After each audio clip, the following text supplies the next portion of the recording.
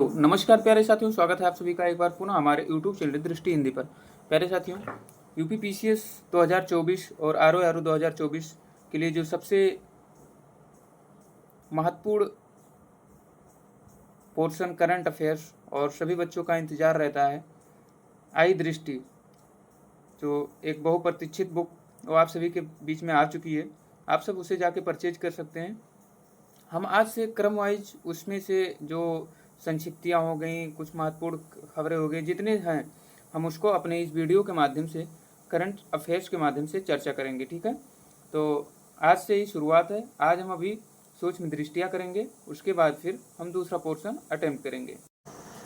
तो कुछ आज चर्चा करेंगे, कुछ धीरे धीरे इसे हम डेली चर्चा करके हम बहुत ही जल्द आप सभी के समक्ष ये वीडियो उपलब्ध करा देंगे। लगभग 4 से 5 लेक्चर में इसे हम उपलब्ध करा देंगे। तो आज सूक्ष्म दृष्टि से शुरुआत करते हैं और इसके बाद राष्ट्रीय अंतर्राष्ट्रीय वैज्ञानिक परिदृश्य और उसके बाद नियुक्तियाँ, संक्षिप्तियाँ, ये सब हम कवर करा देंगे। ठीक है, तो चलिए शुरुआत करते हैं। अगर आप हमारे यूट्यूब चैनल पर नए हैं तो चैनल को सब्सक्राइब कर लीजिए और बेल आइकन को प्रेस कर लीजिए ताकि सारी अपडेट्स हमारे इस चैनल के माध्यम से मिलती रहें। और टेलीग्राम समूह में जुड़ जाइए इस PDF को पाने के लिए। नीचे डिस्क्रिप्शन बॉक्स में लिंक दिया है। चलिए शुरुआत करते हैं आज का अपना पहला प्रश्न। तो राष्ट्रीय घटनाक्रम में हम देखेंगे वर्ष भर की प्रमुख घटनाओं के बिंदुवार प्रस्तुतिकरण। ठीक है, पहला प्रश्न है, महाराष्ट्र सरकार ने किस हवाई अड्डे का नाम पुनर्नामकरण करके मंजूरी प्रदान की है? तो जो महाराष्ट्र सरकार ने पुणे हवाई अड्डे का नाम दूसरा नाम बदल के रख दिया है, उसका नाम क्या कर दिया है? तो जगत गुरु संत तुकाराम महाराज अंतर्राष्ट्रीय हवाई अड्डा हो गया है। तो दूसरा प्रश्न है, छठवें राज्य खाद्य सुरक्षा सूचकांक स्टेट फूड सेफ्टी इंडेक्स 2023-24 में शीर्ष 4 स्थान प्राप्त करता राज्य केंद्र शासित प्रदेश कौन है? तो छठवें जो राज्य खाद्य सुरक्षा सूचकांक शीर्ष 4 स्थान प्राप्त करता राज्य केंद्र शासित प्रदेश कौन है? तो वो पहला है केरल, दूसरा तमिलनाडु, तीसरा जम्मू कश्मीर और चौथा गुजरात। ठीक है, तो कौन सा खाद्य सुरक्षा सूचकांक है? तो छठवा है।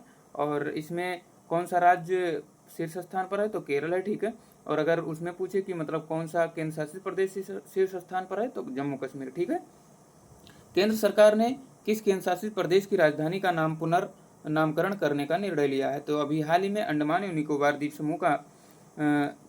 समूह की राजधानी का नाम जो पोर्ट ब्लेयर है उसका परिवर्तन करके क्या किया है? तो श्री विजयपुरम कर दिया है। ठीक है, दूसरा अंतर्राष्ट्रीय बौद्ध मीडिया सम्मेलन कहाँ आयोजित हुआ? तो दूसरा अंतर्राष्ट्रीय बौद्ध मीडिया सम्मेलन नई दिल्ली में हाल ही में इसे आयोजित किया गया 11 सितंबर 2024 को। ठीक है, हमारा अगला प्रश्न है, किसने उत्तर प्रदेश में सैनिक स्कूल का उद्घाटन किया है? तो हाल ही में जगदीप धनखड़ उपराष्ट्रपति ने पहले पुरुष सैनिक स्कूल का उद्घाटन किया है। इसे ध्यान रखिएगा क्योंकि पहली महिला बालिका जो कन्या सैनिक स्कूल का उद्घाटन किया गया था वो मथुरा में किया गया था, लेकिन अभी हाल ही में इसे उपराष्ट्रपति जगदीप धनखड़ ने यहाँ पर उद्घाटन किया है। ठीक है, इसका उद्घाटन कहाँ पर किया गया है? तो गोरखपुर में इसका उद्घाटन किया गया है। ठीक, हमारा अगला है कि प्रधानमंत्री नरेंद्र मोदी ने वीडियो कॉन्फ्रेंसिंग के जरिए कहाँ जल संचय जन भागीदारी पहल की शुरुआत की है? तो वह सूरत गुजरात में जन भागीदारी की शुरुआत की है। जल संचय जन भागीदारी कहाँ? सूरत गुजरात में। और इसको मतलब अब किस अभियान से जुड़ी है? तो जल शक्ति अभियान कैच द रेन से ये जुड़ी है। ठीक है, राष्ट्रपति द्रौपदी मुर्मू ने हाल ही में कहाँ विश्व शांति बुद्ध विहार का उद्घाटन किया है? तो उदगीर लातूर जिला महाराष्ट्र में इन्होंने किया है। ठीक है, तो कहाँ पर किया गया है शांति बुद्ध विहार का उद्घाटन? तो उदगीर लातूर जिला महाराष्ट्र में किसने किया है? राष्ट्रपति द्रौपदी मुर्मू ने। ठीक है, फिर अगला प्रश्न है, उत्तर प्रदेश सरकार ने किस विश्वविद्यालय के मुख्य भवन में वैदिक 3D संग्रहालय बनाने की मंजूरी दी है? तो संपूर्णानंद संस्कृत विश्वविद्यालय, तो ये कहाँ पड़ता है? ये वाराणसी में पड़ता है। आप ये बताइए संपूर्णानंद संस्कृत विश्वविद्यालय की स्थापना किसने की थी? ठीक है, मॉडर्न इतिहास से संबंधित प्रश्न है, आप जरूर इसे कंप्लीट करें। अत्याधुनिक संग्रहालय किसको समर्पित होगा? तो ये संग्रहालय जो होगा ये भारतीय ज्योतिष, खगोल विज्ञान और वैदिक साहित्य को समर्पित होगा। अगला प्रश्न है, प्रोजेक्ट नमन की शुरुआत किसने की थी? तो भारतीय थल सेना ने प्रोजेक्ट नमन की शुरुआत की थी। ठीक है, तो इसको किसके तहत सहयोग प्रदान की गई थी? तो रक्षा पेंशन भोगियों, भूतपूर्व सैनिक और उनके परिवारजन को सहयोग प्रदान किया जाएगा। ठीक है, प्रोजेक्ट नमन जो था ये किस प्रणाली पर कार्यान्वयन है? तो ये स्पर्श जो है, स्पर्श का फुल फॉर्म होता है सिस्टम फॉर पेंशन एडमिनिस्ट्रेशन रक्षा। ठीक है, डिजिटल पेंशन प्रणाली पर ये कार्यान्वयन केंद्रित है। ठीक है, अगला प्रश्न है, उत्तर प्रदेश मंत्रिमंडल द्वारा डिजिटल मीडिया से संबंधित किस नीति को मंजूरी प्रदान की गई है? तो उत्तर प्रदेश डिजिटल मीडिया नीति 2024। ठीक है, उत्तर प्रदेश राज्य पिछड़ा वर्ग आयोग का अध्यक्ष किसे नियुक्त किया गया है? तो हाल ही में उत्तर प्रदेश राज्य पिछड़ा आयोग, अब इतना बड़ा नाम कैसे याद करें? तो ओबीसी याद करिए, ओबीसी का अध्यक्ष किसे नियुक्त किया गया है? तो हाल ही में राजेश वर्मा को नियुक्त किया गया है। बिहार खेल विश्वविद्यालय और राज्य खेल अकादमी का उद्घाटन कहाँ किया गया है? तो राजगीर नालंदा में इसका उद्घाटन किया गया है। ठीक है, राजगीर नालंदा, इसे सही कर लीजिए। केंद्र सरकार ने केंद्र शासित प्रदेश लद्दाख में कितने नए जिलों की घोषणा की है? तो लद्दाख में अभी हाल ही में 5 जिलों का नाम की घोषणा की है। कौन कौन है? जांस्कर है, द्रास है, शाम है, नुब्रा है और चांगथांग है। ठीक है, बनारस हिंदू विश्वविद्यालय और किस अकादमी ने नेपाली भाषा और संस्कृति अध्ययन के लिए समझौता किया है? तो हाल ही में बीएचयू ने और नेपाली भाषा और संस्कृति अध्ययन के लिए किसने समझौता किया है? तो नेपाली अकादमी ने किया है। ठीक है, किस भाषा को लेकर के? नेपाली और संस्कृति अध्ययन के लिए। पीएम मोदी की अध्यक्षता में केंद्रीय मंत्रिमंडल किस योजना को मंजूरी दी है? तो अभी हाल ही में प्रधानमंत्री आवास योजना 2.0 को, जिसे PMAY 2.0 को दिया है। ठीक है, ये आवास योजना शहरी कब शुरू हो रही है? तो जून 2015 में शुरू हुई थी। ठीक है, राष्ट्रीय महिला आयोग के अध्यक्ष सुश्री रेखा शर्मा ने किसका उद्घाटन किया है? तो हाल ही में राष्ट्रीय महिला आयोग जो रेखा शर्मा जी हैं, इन्होंने डिजिटल शक्ति केंद्र का उद्घाटन ये इसलिए किए हैं कि महिलाओं को खिलाफ जो साइबर अपराध होते हैं उसके बारे में लोगों को जागरूक करना है। तो इस डिजिटल शक्ति केंद्र का उद्घाटन किसने किया है? तो रेखा शर्मा ने। ठीक है, आपदा जोखिम प्रबंधन के लिए बीमा समाधान को कार्यान्वित करने वाला देश का पहला राज्य कौन बन गया है? तो नागालैंड। ठीक है, तो हाल ही में नागालैंड क्या बन गया है? तो आपदा जोखिम प्रबंधन के लिए बीमा समाधान को कार्यान्वित करने वाला देश का पहला राज्य बना है। अभी हाल ही में एक पूर्वोत्तर राज्य का ही कोई पुरस्कार नागालैंड को मिला है। आप सब कमेंट करके बताएं कौन सा पुरस्कार मिला है। देश में 3 नए आपराधिक कानूनों को सुचारू रूप से कार्यान्वयन सुनिश्चित करने हेतु कौन से 4 ऐप शुरू किए गए हैं? तो ई-साक्ष्य, न्याय सेतु, न्याय श्रुति और ई-समन। ठीक है, उत्तर प्रदेश के गोरखपुर से लेकर पश्चिम बंगाल तक 519 किलोमीटर लंबा कौन सा एक्सप्रेस वे बनाया गया है? तो गोरखपुर सिलीगुड़ी एक्सप्रेस वे बनाया गया है। गोरखपुर सिलीगुड़ी एक्सप्रेस वे कौन से 3 राज्यों से होकर गुजरेगी? तो ये यूपी, बिहार और पश्चिम बंगाल से होकर गुजरेगी। ठीक है, भारत की पहली भूतापीय विद्युत परियोजना का निर्माण कहाँ किया गया है? तो भारत की पहली भूतापीय विद्युत का निर्माण पूगा घाटी लद्दाख में किया गया है। केरल के वायनाड में भारतीय अंतरिक्ष अनुसंधान संगठन द्वारा वर्ष 2023 में तैयार किए गए भारत के भूस्खलन एटलस में कौन सा स्थान दिया गया है? तो 13वां स्थान रुद्रप्रयाग को प्रथम स्थान दिया गया है। हमारा अगला प्रश्न है, राष्ट्रीय हिंदी विज्ञान सम्मेलन 2024 कहाँ आयोजित किया गया है? तो ये भोपाल में आयोजित किया गया है। वर्ष 2024 में इसका मुख्य थीम क्या है? तो अमृतकाल में राष्ट्रीय वैज्ञानिक चेतना का उन्नयन है। राष्ट्रपति भवन के दरबार हाल और अशोक हाल का नाम बदलकर क्या कर दिया गया है? तो दरबार हाल का नाम गणतंत्र मंडप किया गया है और अशोक मंडप कर दिया गया है अशोक हाल का। ठीक है, भारत के 500वें सामुदायिक रेडियो स्टेशन का शुभारंभ कहाँ किया गया है? तो आइजोल मिजोरम में इसका शुभारंभ किया गया है। सिंकुल्ला सुरंग परियोजना निर्माण कार्य का शुभारंभ कहाँ हुआ है? तो ये लद्दाख में हुआ है।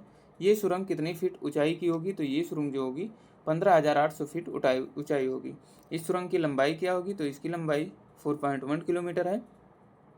निर्माण कार्य पूरा होने के बाद विश्व की सबसे ऊंची सुरंग कौन होगी? तो यही सिंकुल्ला सुरंग होगी। ठीक है, यूपी सरकार ने वृक्षारोपण जन अभियान 2024 के तहत किस पहल की घोषणा की है? तो ये मित्र वन की घोषणा की है। किसके लिए? वृक्षारोपण जन अभियान के लिए। किसने की है? यूपी सरकार ने की है। भारत का पहला Chadwick house navigating audit heritage संग्रहालय का उद्घाटन कहाँ किया गया है? तो शिमला, हिमाचल प्रदेश में इसका उद्घाटन किया गया है।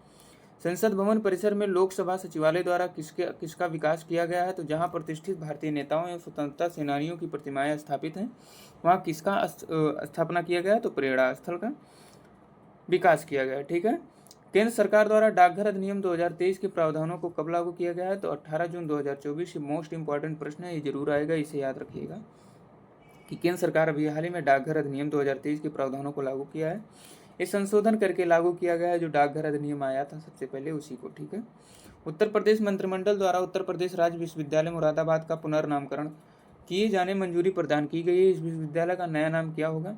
तो गुरु जम्भेश्वर राज्य विश्वविद्यालय मुरादाबाद होगा। ठीक है, 18वीं लोकसभा का प्रोटेम स्पीकर किसे बनाया गया था? तो भर्तृहरि मेहता को बनाया गया था। किस राज्य केंद्र शासित प्रदेश ने उल्लास नव भारत साक्षरता कार्यक्रम के तहत पूर्ण कार्यात्मक साक्षरता हासिल की है? तो हाल ही में जो उल्लास NILP कार्यक्रम जो था उसे लद्दाख ने पूर्ण साक्षरता कार्यात्मक साक्षरता हासिल की। उत्तर प्रदेश में पर्यावरण सुरक्षा को मद्देनजर बायोप्लास्टिक पार्क कहाँ निर्मित किया जाएगा? तो ये कुंभी गांव लखीमपुर खीरी में निर्मित किया जाएगा। विश्व का पहला ओम आकार मंदिर, ठीक है, विश्व का पहला ओम आकार मंदिर कहाँ निर्मित किया जाएगा? तो पाली राजस्थान में। वर्ष 2024 में सत्याग्रह के कितने वर्ष, किस सत्याग्रह के 100 वर्ष पूरे हुए? तो वाईकोम सत्याग्रह के 100 वर्ष पूरे हुए। आप ये बताइए कि कभी शुरुआत हुआ था? तो 1914 में ये शुरुआत हुआ था, ठीक है।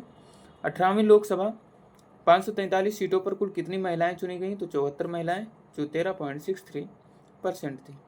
वरेठी सौर ऊर्जा परियोजना, जो वरेठी सौर ऊर्जा परियोजना का आधारशिला कहाँ रखी गई? तो छतरपुर मध्य प्रदेश में इसकी आधारशिला रखी गई है। भारत की पहली बैटरी ऊर्जा भंडारण गैगा फैक्ट्री कहाँ स्थापित करने की घोषणा की गई? तो जम्मू और कश्मीर में इसकी घोषणा की गई है। किस राज्य की पुलिस ने digital platform Trinetra app 2.0 launch किया है? तो उत्तर प्रदेश ने त्रिनेत्र 2.0 लॉन्च किया है। भारत की पहली पानी के नीचे चलने वाली मेट्रो रेल सेवा का उद्घाटन कहाँ किया गया है? तो कोलकाता में इसका शुरुआत किया गया है। 5 करोड़ आयुष्मान कार्ड जारी करने वाला देश का पहला राज्य कौन बनेगा? तो यूपी हाल ही में 5 करोड़ आयुष्मान कार्ड जारी करने वाला पहला राज्य बनेगा। रक्षा प्रौद्योगिकी में नवाचारों का प्रोत्साहन देने हेतु किस योजना को शुरू किया गया है? तो अदिति योजना को शुरू किया गया है। किसके लिए? रक्षा प्रौद्योगिकी में नवाचारों को प्रोत्साहन देने के लिए। पहले राष्ट्रीय डॉल्फिन अनुसंधान केंद्र का उद्घाटन कहाँ किया गया है? तो बिहार में। किस राज्य की सरकार ने ग्रीन हाइड्रोजन नीति 2024 को मंजूरी दी? तो उत्तर प्रदेश ने दी है। 18वां भारतीय डिजिटल शिखर सम्मेलन 2024 कहाँ आयोजित किया गया? तो मुंबई में इसे आयोजित किया गया है। प्रधानमंत्री नरेंद्र मोदी ने उत्तर प्रदेश के किस जिले में एम्स का उद्घाटन किया? तो रायबरेली में इसका उद्घाटन किया है। विश्व की पहली विक्रमादित्य वैदिक घड़ी कहाँ स्थापित की गई है? तो ये उज्जैन मध्य प्रदेश में की गई है। देश के सबसे लंबे केबल आधारित पुल सुदर्शन सेतु का उद्घाटन प्रधानमंत्री नरेंद्र मोदी ने किया है। तो कहाँ किया है? तो प्रधानमंत्री नरेंद्र मोदी अधिकतर काम गुजरात में ही करते हैं, तो इसका राइट आंसर गुजरात हो जाएगा। 9वें रायसीना डायलॉग सबसे मोस्ट इंपॉर्टेंट प्रश्न है, का आयोजन कहाँ किया गया है? तो 9वें रायसीना डायलॉग का आयोजन नई दिल्ली में आयोजन किया गया है, ठीक है। और इसका विषय क्या था? तो इसका विषय था चतुरंग संघर्ष प्रतियोगिता सहयोग निर्माण, ठीक है। शिक्षा मंत्रालय ने एक राष्ट्र एक छात्र ID के उद्देश्य के साथ किस पहल की शुरुआत की है? तो अपार, जिसका फुल फॉर्म होता है automated permanent academic account registry, ठीक है। तो फरवरी 2024 में इसकी शुरुआत हुई थी। देश के पहले कौशल भारत केंद्र का उद्घाटन कहाँ किया गया था? तो संबलपुर ओडिशा में इसका उद्घाटन किया गया था। स्टेम, जिसे कहते हैं science technology engineering mathematics and विज्ञान प्रौद्योगिकी इंजीनियरिंग गणित और चिकित्सा, ठीक है, में भारतीय महिलाओं और लड़कियों को प्रतिनिधित्व करने हेतु कौन सा पोर्टल लॉन्च किया गया? तो स्वाति पोर्टल का लॉन्च किया गया है बिहार में। लोकपाल के अध्यक्ष के रूप में किसे नियुक्त किया गया है? तो हाल ही में लोकपाल के अध्यक्ष के रूप में अजय माणिक राव को नियुक्त किया गया है। प्रधानमंत्री नरेंद्र मोदी ने उत्तर प्रदेश में किस मंदिर का शिलान्यास किया है? तो श्री कल्की धाम मंदिर का उत्तर प्रदेश में किसने शिलान्यास किया है? तो PM मोदी ने किया है। यह मंदिर किस जिले में स्थित है? तो उत्तर प्रदेश के संभल जिले में स्थित है। किसे असम का राज्यफल घोषित किया गया है? तो हाल ही में काजी नेमू को असम का राज्यफल घोषित किया गया है। 75वें गणतंत्र दिवस के 2 विषय ट्विन थीम्स क्या थे? तो विकसित भारत और भारत लोकतंत्र की मातृका। 75वें गणतंत्र दिवस समारोह में मुख्य अतिथि कौन थे? तो इमैनुएल मैक्रों फ्रांस के राष्ट्रपति थे, ठीक है। 75वें गणतंत्र दिवस परेड के लिए सर्वश्रेष्ठ झांकी का अवार्ड जॉर्जो जंजो के पैनल का मूल्यांकन के आधार पर किस राज्य की झांकी को सर्वश्रेष्ठ पुरस्कार दिया गया है? तो ओडिशा को अब की बार दिया गया है। ओडिशा की झांकी की थीम किस पर आधारित थी? तो विकसित भारत में महिला सशक्तिकरण। राज्य स्टार्टअप रैंकिंग, ठीक है, राज्य स्टार्टअप रैंकिंग 2022 में 1 करोड़ से अधिक जनसंख्या वाले राज्यों में सर्वश्रेष्ठ प्रदर्शनकर्ता कौन राज्य है? तो पहला है गुजरात, कर्नाटक, केरल और तमिलनाडु है। श्रेणी ए राज्य में नेतृत्वकर्ता किन्हें घोषित किया गया है? तो आंध्र प्रदेश को श्रेणी ए में, असम को भी, मध्य प्रदेश और यूपी एवं उत्तराखंड को घोषित किया गया है। वाइब्रेट गुजरात वैश्विक शिखर सम्मेलन 2024 का आयोजन कहाँ किया गया? तो 10 से 12 जनवरी 2024 को वाइब्रेट गुजरात वैश्विक शिखर सम्मेलन 2024 का आयोजन किया गया है। वर्ष 2024 में कौन सा संस्करण आयोजित किया गया? तो इसका 10वां संस्करण आयोजित किया गया। ठीक है, तो आज हम अंतर्राष्ट्रीय के जो इम्पोर्टेंट फैक्ट थे कुछ उसे हम रिवीजन कर लिए हैं और देख लिए हैं। अगर आपको ये वीडियो अच्छी लगती है तो कमेंट बॉक्स में कमेंट जरूर करें, इसका हम पार्ट वाइज उपलब्ध कराएंगे आप सभी को। आज थोड़ा वीडियो छोटा है, इसमें कुछ हम आपकी हाईलाइट करके भी देंगे। ठीक है, तो आपको इस PDF को प्राप्त करना है तो हमारे टेलीग्राम चैनल पे जुड़ जाइए। और आप सब जो पूछते हैं कि क्या PCS एग्ज़ाम अक्टूबर को होगी, तो PCS एग्ज़ाम एकदम टल चुकी है। आप सब जिस पॉइंट पे कमज़ोर पड़ रहे हैं, जहां कमज़ोर पड़ रहे हैं उसको तैयार कर लीजिए। दिसंबर में 8 दिसंबर को जा रही है एग्ज़ाम। ठीक है, तो इसकी सूचना आप सभी को जल्द प्रोवाइड हो जाएगी। चलिए मिलते हैं किसी नेक्स्ट वीडियो में, तब तक के लिए जय हिंद, वंदे मातरम।